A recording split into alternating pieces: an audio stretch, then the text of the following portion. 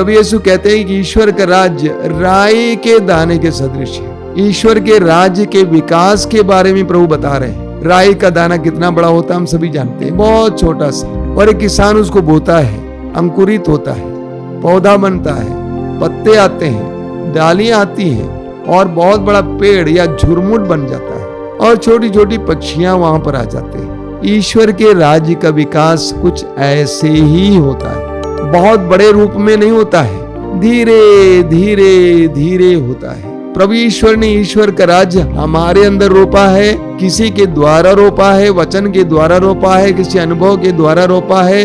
वो भी अचानक बहुत बड़ा पेड़ नहीं बनता, धीरे धीरे बढ़ता है। हमें सहन शक्ति की आवश्यकता है। कई लोग बहुत जल्दी जल्दी बहुत बड़ा होना चाहते हैं, बहुत बड़े सेवक बनना चाहते हैं, बहुत बड़े संत होना चाहते हैं। ऐसा होता नहीं है, धीरे धीरे होता है। मैं लोगों से कहता हूं समय लीजिए। आप बड़ी बड़ी बिल्डिंगों को एक साल में खड़ा कर सकते हैं, लेकिन एक पेड़ को नहीं खड़ा कर सकते हैं, उसके लिए समय लगता है।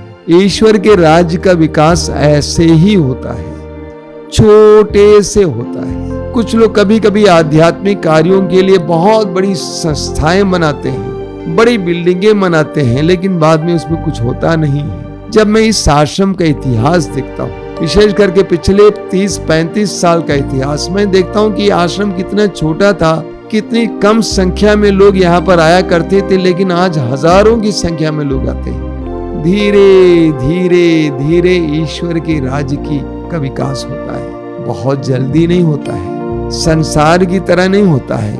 ईश्वर के राज्य का विकास इसी तरह होता है, उस छोटे बीज से बहुत बड़ा झुरमुट, एक पेड़